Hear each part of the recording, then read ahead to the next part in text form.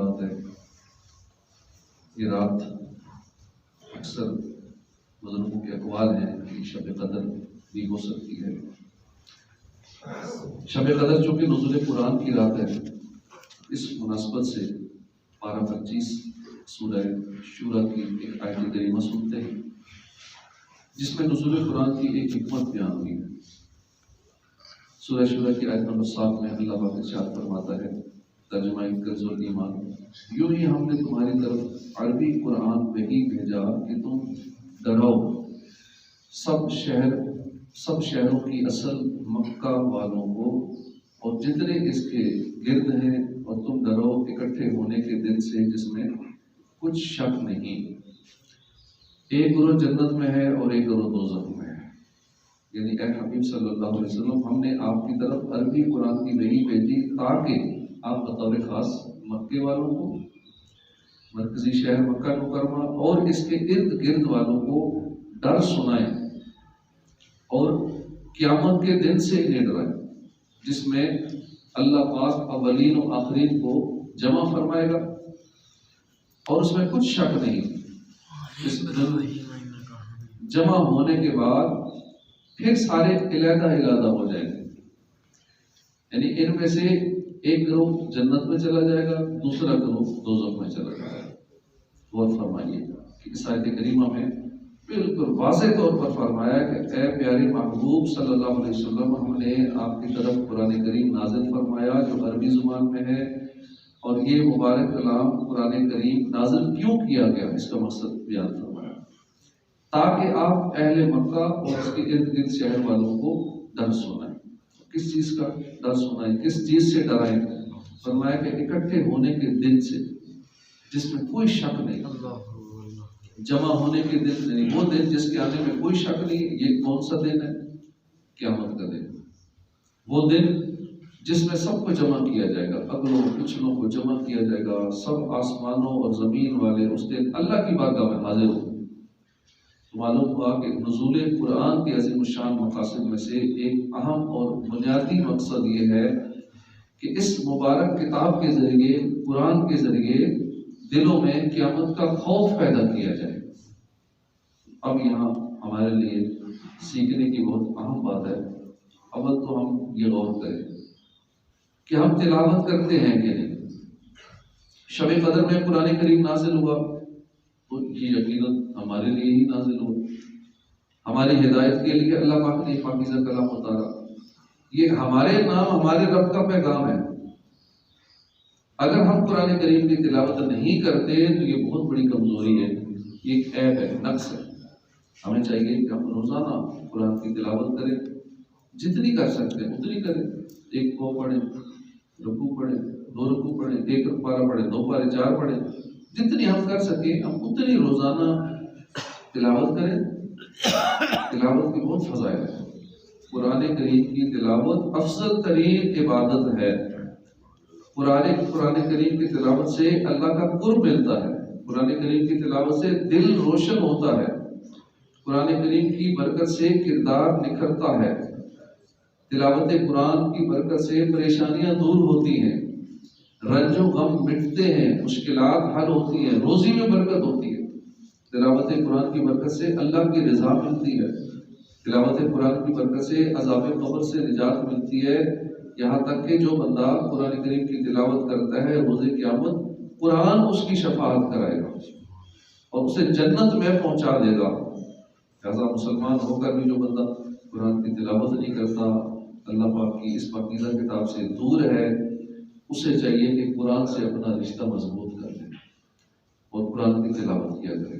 ہم سے جو لوگ تلاوت کرتے ہیں اور ہم سے جو تلاوت نہیں کرتے، وہ جب تلاوت کرنے والے بن جائے تو پھر ہم سب کے لیے ایک غور طلب بات ہے، وہ یہ کہ قرآن کریم نازل ہونے کا ایک اہم اور بنیادی مقصد ہے کہ اس کتاب کے ذریعے دلوں میں قیامت کا خوف پیدا کیا جائے، خوف کو بڑھایا جائے. سوال یہ کہ ہم تلاوت تو کرتے ہیں، حفاظ کرام نے حفظ بھی کر لیا، قاری صاحبان بھی قرآن کریم پڑھا بھی رہے ہیں، ہم لوگ اپنے طور پر تلاوت بھی کرتے ہیں. تو سوچنا یہ ہے کہ کیا ہم قرآن پاک کے ذریعے اپنے دل میں قیامت کا خوف بڑھا رہے ہیں یا نہیں بڑھا رہے ہیں. ایک اچھی خاصی تعداد تو تلاوت ہی نہیں کر رہی، بالفرض جو تلاوت کر رہے ہیں وہ کیا خوف بڑھ رہا ہے یا نہیں بڑھ رہا؟ جب ہم تلاوت کرتے ہیں تو کیا ہمارا دل خوف خدا سے کانپتا ہے یا نہیں کانپتا؟ جب ہم تلاوت کر رہے ہوتے ہیں تو کیا ہمارے آنکھوں سے آنسو جاری ہوتے ہیں یا رکت طاری ہوتی ہے یا نہیں ہوتی؟ ہم کانپتے بھی ہیں خوف خدا سے یا نہیں کانپتے؟ آنسو بھی نکلتے ہیں یا نہیں نکلتے؟ بارگاہ الہی میں پیشی کے خوف سے کیا ہم لرزتے بھی ہیں یا نہیں لرزتے؟ اگر قرآن کریم کے ذریعے بھی ہمارے دل میں قیامت کا، بارگاہ الہی میں حاضری کا خوف نہیں بڑھ رہا تو یہ ایک بہت بڑی کمی ہے۔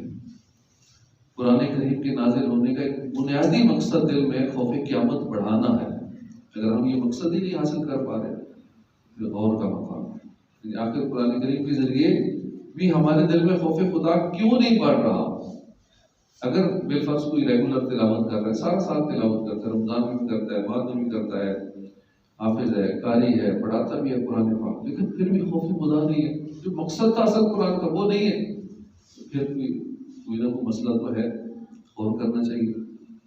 ہم اپنے اسلاف بزرگان دین، اللہ کے نیک بندوں کی زندگیاں دیکھیں، ان کی سیرت پڑھیں، وہ پاکیزہ حضرات قرآن کریم پڑھ کر جس طرح خوف خدا سے رویا کرتے تھے، جیسے ان پر خوف خدا کے سبب لرزہ طاری ہوتا تھا، کاش ہمیں ان بلند رتبہ ہستیوں، اللہ کے ان نیک بندوں کا فیضان نصیب ہو جائے۔ حدیث پاک میں ایک روز پیارے آقا صلی اللہ علیہ وسلم نے کسی شخص کی کسی کو تلاوت کرتے سنا۔ جب اس نے یہ آیات پڑھی، ترجمہ کنز ایمان، بے شک ہمارے پاس بھاری بیڑیاں ہیں، بھڑکتی آگ ہے، گلے میں پھنستا کھانا ہے، دردناک عذاب ہے، بس یہ آیت سننے کی دیر تھی کہ پیارے آقا صلی اللہ علیہ وسلم خوف خدا کے غلبے سے غش کھا کر زمین پر تشریف لے آئے۔ غور فرمائیے کہ یہ ہمارے آقا ہیں، آپ کی شان یہ ہے کہ زمین، آسمان، پوری کائنات آپ کے صدقے بنائی گئی، جنت آپ کی ملک ہے، جنت کے مالک ہیں۔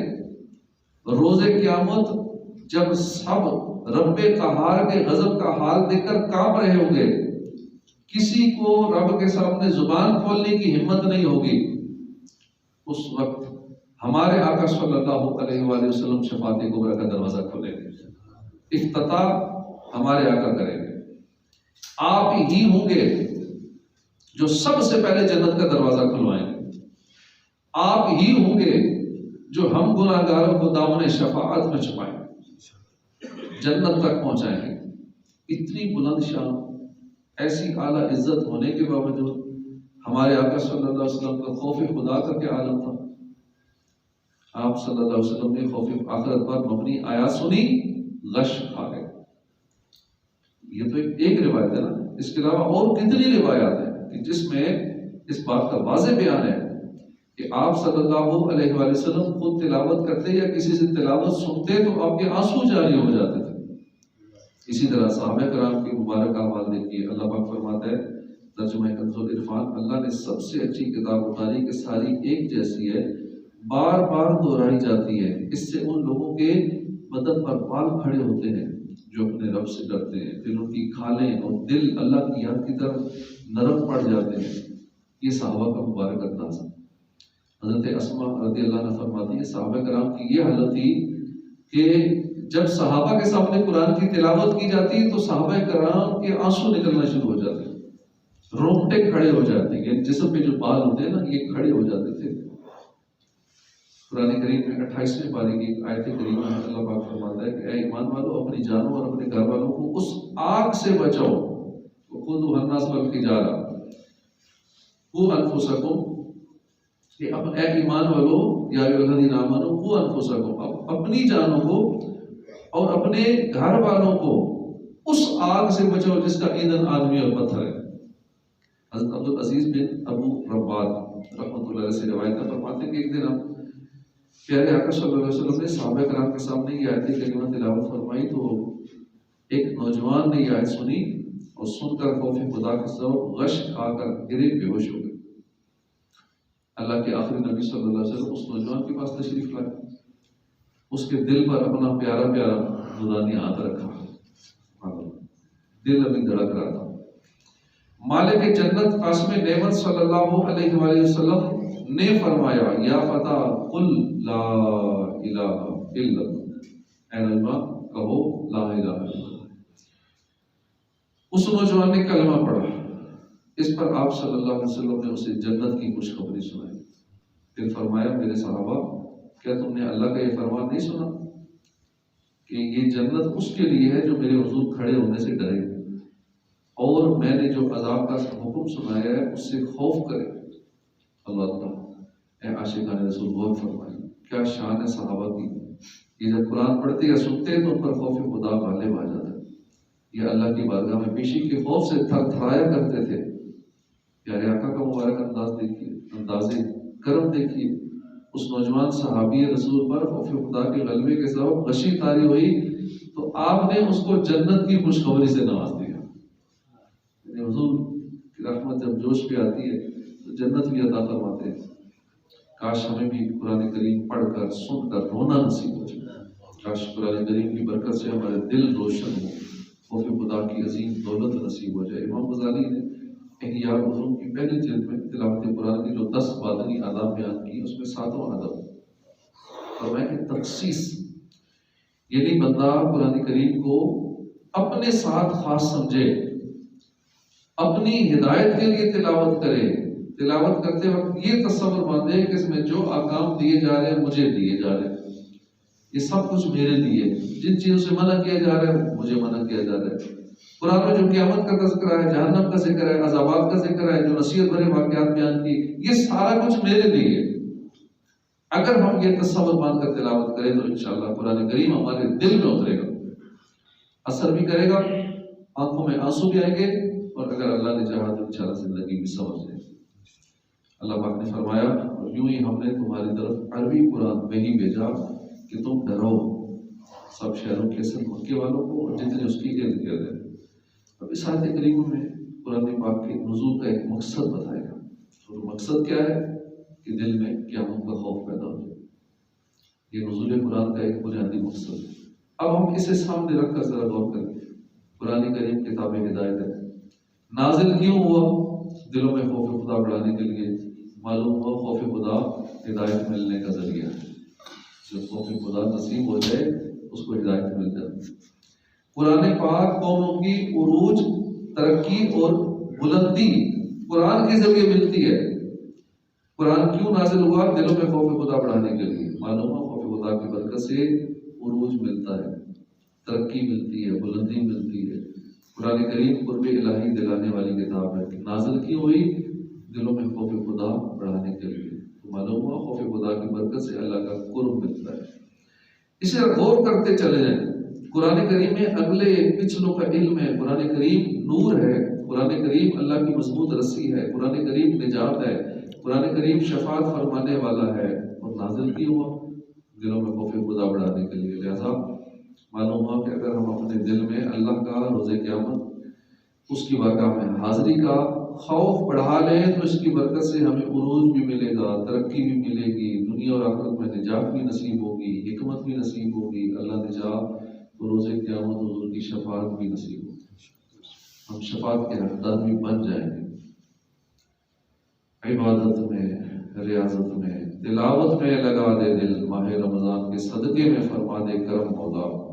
کاش ہمیں بھی خوف خدا کی دولت نصیب ہو جائے، ورنہ یاد رکھیے ہم قیامت سے ڈرے یا نہ ڈرے، قیامت تو آئے گی آئے گی۔ یہ دنیا کی زندگی اور کتنے دن ہیں، کتنا عرصہ ہم دنیا میں رہ رہے ہیں، جلد بہت جلد وہ وقت آنے والا ہے کہ جب ملک الموت علیہ السلام تشریف لائیں گے، ہمارے اہل خانہ، عزیز، رشتہ دار وغیرہ سارے کھڑے دیکھتے رہ جائیں گے، وہ ہمارے جسم سے روح نکال کر لے جائیں گے، پھر ہمیں جلدی غسل دے کر کفن پہنا دیا جائے گا، میت قبر میں اتار دی جائے گی۔ وہ اندھیری قبر، مکان، نہ جانے کتنا عرصہ اس میں رہنا ہوگا، پھر قیامت قائم ہوگی۔ 7 کروڑ وہ دن کتنا ہولناک دن ہوگا جب حضرت اسرافیل علیہ السلام سور پھونکیں گے، سور کی ہولناک آواز سن کر سب مردے قبروں سے اٹھ کھڑے ہوں گے، سب کو ہانک کر میدان محشر میں جمع کر دیا جائے گا، یہ زمین تانبے کی زمین سے بدل دی جائے گی، آسمان لپیٹ دیا جائے گا، سورج 1.25 میل پر رہ کر آگ برسا رہا ہوگا، جہنم کو لایا جائے گا، اس کی پشت پر بال سے باریک تلوار سے تیز اندھیرے میں ڈوبا ہوا پل صراط رکھ دیا جائے گا، سامنا قحط کا ہوگا، لوگ پسینے سے شرابور ہوں گے، اپنے ہی پسینے میں ڈبکیاں کھا رہے ہوں گے، خدا قہار اس روز ایسا غضب فرمائے گا کہ ایسا غضب اس نے کبھی نہیں فرمایا، لمبا عرصہ اسی حال پر گزر جائے گا، پھر کہیں جا کے حساب شروع ہوگا۔ اب تصور مانیے اس صورتحال میں ہمیں پکارا جا رہا ہوگا، اے فلاں بن فلاں رب کے حضور حاضر ہو جا، اور اس غضبناک پکار پر ہم جھجکیں گے، ڈریں گے، منہ چھپائیں گے، مگر اس روز کون ہے جو چھپ سکے؟ فرشتے کھینچ کر اللہ کی بارگاہ میں پیش کر دیں گے، آپ 100 کروڑ کا ایسے ہولناک منظر میں ہم اپنے ایک ایک عمل کا حساب کیسے دے پائیں؟ ہمارے اعمال نامہ ہمارے ہاتھوں میں تھما دیا جائے گا، ہمارا ہر چھوٹے سے چھوٹا بڑے سے بڑا عمل اعمال نامے میں درج ہوگا۔ غور فرمائیے اس روز ہم حساب کیسے دیں؟ مگر افسوس ہم نہیں ڈرتے، سستی کرتے ہیں، غفلت میں پڑے ہیں، مال و دولت کی حرص، دنیاوی عہدوں کی طلب، نفس و شیطان کے بہکاوے میں آ کر آخرت کو بھولتے ہیں، گناہوں میں پڑتے ہیں، بلکہ برائیوں پر اڑتے ہیں، توبہ سے بھاگتے ہیں، لوگوں سے بھلے شرمائیں، رب سے حیا نہیں کرتے، رات کے اندھیرے میں بند کمرے میں چھپ کر گناہوں کا بازار گرم کرتے ہیں، مگر یاد رکھیے روزے قیامت اللہ سے ہمارا کوئی عمل چھپا نہیں ہوگا، ہر چھوٹے سے چھوٹا بڑے سے بڑا عمل ہمارے سامنے کر دیا جائے۔ خدا قہار ہے غضب پر، کھلے ہیں بدکاریوں کے دفتر، بچا لو آ کر شفیع محشر، تمہارا بندہ عذاب میں ہے۔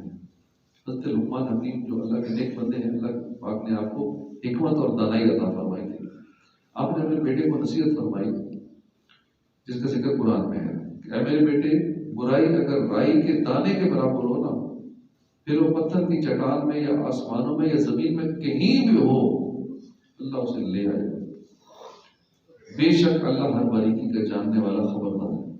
تو برائی کتنی چھوٹی ہو، کتنی ہی چھپا کے رکھی جائے، روزے قیامت اللہ پاک اس برائی کو سامنے لے آئے گا، بے شک اللہ پاک ہر چھوٹی سے چھوٹی باریک سے باریک بات کو جاننے والا خبردار ہے۔ چپ کے لوگوں سے کیے جس کے گناہ، وہ خبردار ہے کیا ہونا ہے، ارے وہ مجرم بے پرواہ دیکھ، سر پہ تلوار ہے کیا ہونا ہے۔ یہ ہے یوم الجمع، یعنی جمع ہونے کا دن۔ قرآن کریم اس دن کا ڈر دلوں میں بڑھانے کے لیے نازل ہوا ہے، یہی وہ خوف ہے، وہ ڈر ہے جس کی آج ہمارے معاشرے کو بلکہ ہر فرد کو ضرورت ہے، کاش ہمیں نصیب ہو جائے۔ رسول اکرم صلی اللہ علیہ وسلم نے فرمایا قیامت کے دن سب آنکھیں رونے والی ہوں گی مگر 3 آنکھیں نہیں روئیں گی، ان میں سے ایک وہ آنکھ بھی شمار فرمائی جو اللہ کے خوف سے روئے، جو دنیا میں روئے گا اللہ کے خوف سے، قیامت والے دن رونے سے محفوظ رہے گا۔ حضرت انس رضی اللہ عنہ سے روایت ہے کہ ایک مرتبہ اللہ کے آخری نبی صلی اللہ علیہ وسلم نے یہ آیت تلاوت کی کہ جس کا آدمی ایندھن اور پتھر ہے، پھر فرمایا کہ جہنم کی آگ 1000 برس تک بھڑکائی گئی تو سرخ ہو گئی، پھر 1000 برس تک بھڑکائی گئی سفید ہو گئی، پھر 1000 برس تک بھڑکائی گئی سیاہ ہو گئی، اب بالکل سیاہ ہے، اب کبھی نہیں بجھی۔ یہ سن کر ایک حبشی رونے لگا، جبرائیل السلام تشریف لائے، پوچھا یہ کون ہے؟ اللہ کے آخری نبی صلی اللہ علیہ وسلم نے فرمایا یہ حبشہ کا رہنے والا ہے۔ آپ نے اس کے رونے کو پسند فرمایا۔ جبریل امین نے فرمایا کہ اللہ پاک فرماتا ہے مجھے اپنی عزت و جلال کی قسم، جو بندہ دنیا میں میرے خوف سے روئے گا، میں اسے قیامت کو دن ہنساؤں گا، میں اسے جنت میں ضرور ہنساؤں گا جو دنیا میں روئے گا۔ اللہ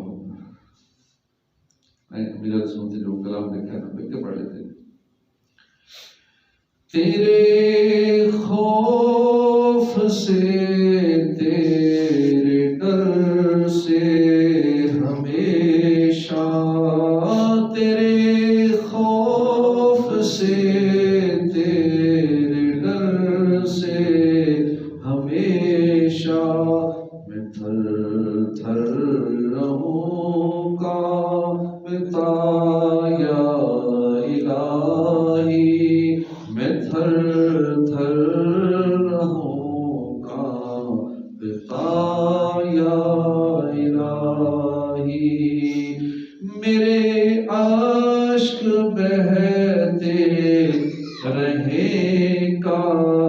ہر دم تیرے خوف سے یا خدا یا الہی، تیرے خوف سے یا خدا یا الہی۔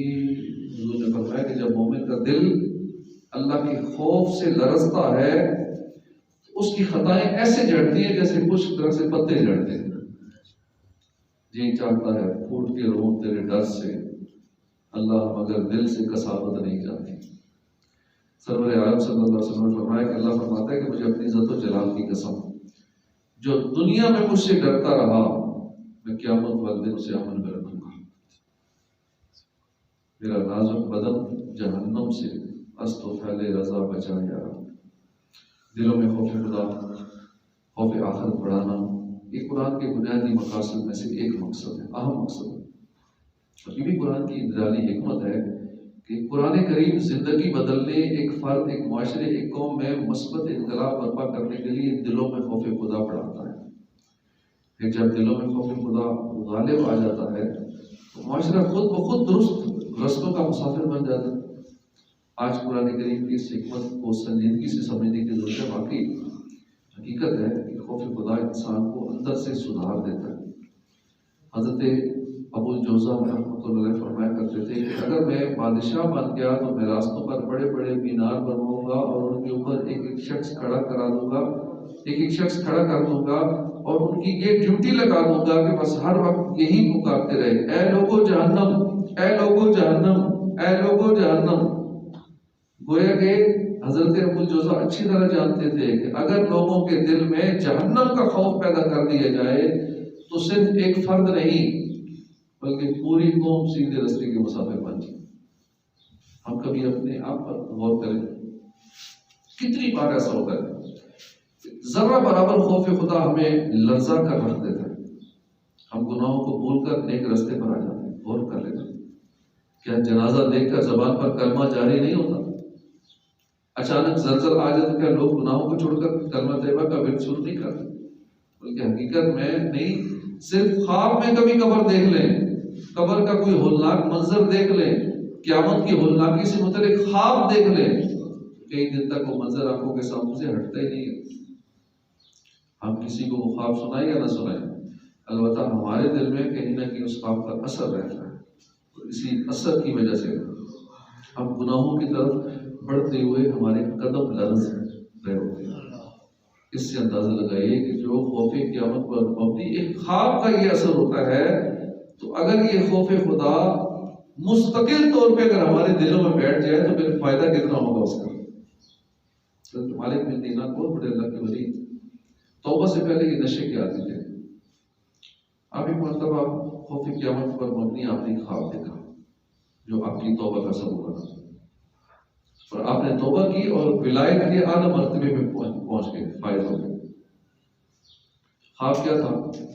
کتابوں میں لکھا ہے کہ آپ کی بیٹی تھی، آپ اسے بہت پیار کرتے تھے، آپ کی اس بیٹی کا انتقال ہو گیا۔ بیٹی کے انتقال کے بعد آپ نے انہیں خواب دیکھا،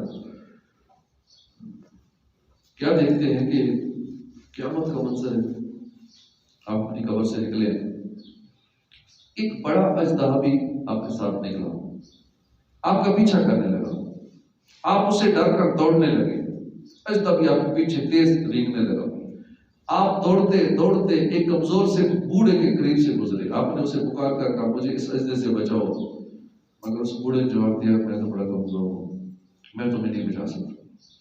مالک بن دینار دوڑتے دوڑتے ایک پہاڑ پر چڑھ گئے، اس پر شامیانے تھے، صاحبان لگے ہوئے تھے۔ اچانک ایک آواز آئی، اس نا امید کو دشمن کے دلدے میں جانے سے پہلے گھیر لو۔ بہت سے بچوں نے انہیں گھیر لیا، جن میں آپ کی وہ بیٹی بھی تھی، وہ آپ کے پاس آئی، اس نے اژدہا کو مارا تو وہ بھاگ گیا، پھر وہ آپ کی گود میں بیٹھ گئی، اس نے آپ کو بتایا کہ بابا جان وہ اژدہا اصل میں آپ کے برے اعمال تھے، اور بوڑھا جس کے قریب سے آپ گزرے وہ آپ کا اچھا عمل تھا، آپ نے برے اعمال کے ذریعے اسے اتنا کمزور کر دیا کہ اس میں آپ کے برے اعمال کا مقابلہ کرنے کی طاقت نہیں، لہٰذا آپ اللہ کی بارگاہ میں توبہ کریں، خود کو ہلاکت سے بچانے کی کوشش کریں۔ جب یہ خواب دیکھا جب آپ بیدار ہوئے آپ نے سچی پکی توبہ کی، نیک اعمال شروع کر دیے، یہاں تک کہ آپ ولایت کے اعلیٰ ترین مرتبے پر فائز ہو گئے۔ اللہ دیکھا ہم نے کہ لمحے بھر کا خوف خدا، خوف قیامت جو ایک خواب کی صورت میں تھا، اس خوف قیامت نے مالک بن دینار کی زندگی بدل کے رکھ دی۔ یہی خوف خدا دلوں میں بڑھانے کے لیے قرآن کریم نازل ہوا۔ اندازہ لگائیے اگر ہمیں یہ خوف خدا، یہ خوف نصیب ہو جائے، ہمارے جینے کا رنگ ڈھنگ ہی بدل جائے، ہم نمازوں کے پابند ہو جائیں، ہم گناہوں سے بچنے والے بن جائیں، نیک اعمال کرنے والے بن جائیں۔ کاش ہمیں صحیح معنوں میں خوف قیامت نصیب ہو جائے۔ خوف خدا، خوف قیامت، خوف جہنم کی بہت برکت ہے۔ یقین مانیے تنزلی کے گڑھے میں گری ہوئی قوم کو اگر ترقی، عروج، بلندیوں تک لے جانا ہو، اس کے لیے سب سے بنیادی چیز یہ ہے اس قوم کے دل میں خوف خدا پیدا کر دیا جائے۔ جب اللہ کا خوف دل میں آ جائے گا، مرنے کے بعد دوبارہ اٹھنے، اللہ کی بارگاہ میں پیشی کا خوف دل میں بیٹھ جائے تو ایک فرد نہیں، پھر پورا معاشرہ سدھر جاتا ہے، سیدھا ہو جاتا ہے۔ تنزلی کے گڑھے میں گری ہوئی قوم ترقی کی انتہاؤں تک پہنچ جاتی ہے۔ ذرا غور کیجیے کہ ہمارے آقا صلی اللہ علیہ وسلم کی دنیا میں تشریف لانے سے پہلے کون سی برائی تھی جو عرب معاشرے میں نہیں پائی جاتی تھی؟ بے حیائی، جھوٹ، شراب، بدکاری، سود، رشوت، بلکہ اس سے بڑھ کر اور برائی کیا ہوگی کہ دنیا میں کفر و شرک عام تھا۔ خانہ کعبہ کے پاس بھی شرک کے اسباب موجود تھے۔ جب ہمارے آقا صلی اللہ علیہ وسلم رحمت للعالمین من کر تشریف لائے دنیا میں، آپ نے اعلان نبوت فرمایا تو آپ صلی اللہ علیہ وسلم کو اعلانیہ طور پر اسلام کی دعوت دینے کے لیے جو حکم دیا گیا وہ تھا کھڑے ہو جاؤ پھر ڈر سنو۔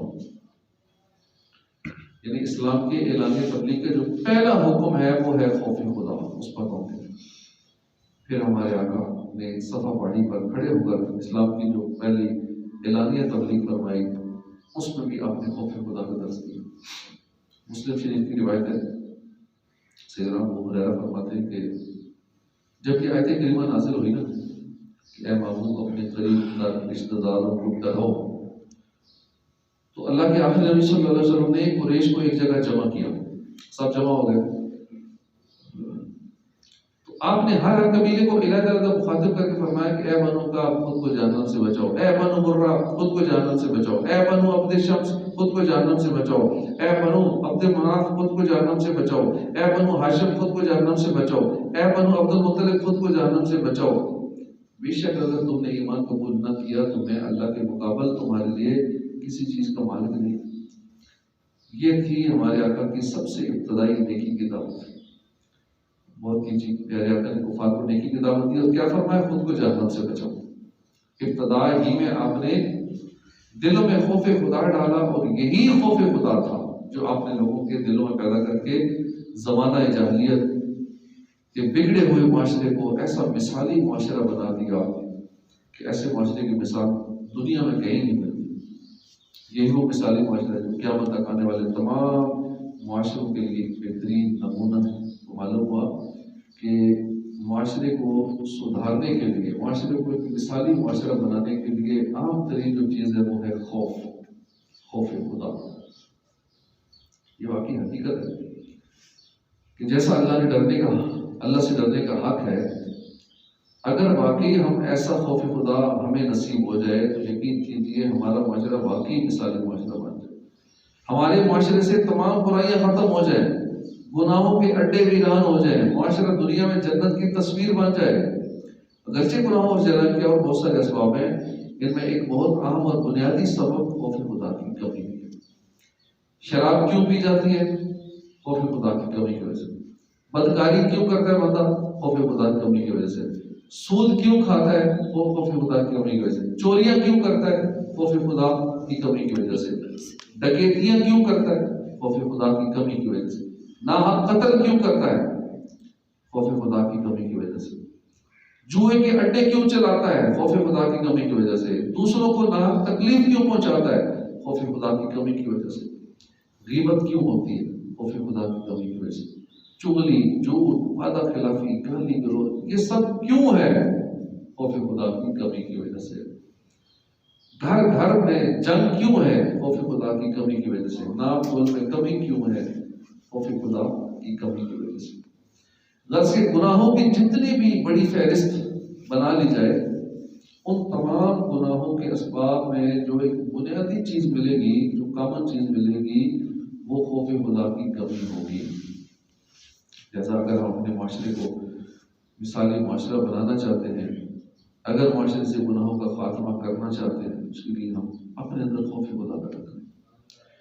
یہاں یہ بات سمجھنے اور غور کرنے کے مثالی معاشرہ کسے کہتے ہیں، اس تعلق سے تفصیلی گفتگو ہو سکتی ہے، پوری پوری کتابیں لکھی جا سکتی ہیں. البتہ مختصر طور پر یوں کہا جائے کہ ایک مثالی معاشرے کی دو اہم چیزیں، دو اہم بنیادیں ہیں. اس معاشرے کے افراد ایک دوسرے کی حق تلفی نہیں کرتے، کوئی بھی دوسروں پر ظلم نہیں کرتا. اس معاشرے کا ہر فرد دوسرے کے ساتھ خیر خواہی کا، دوسروں کی بھلائی کا جذبہ رکھنے والا.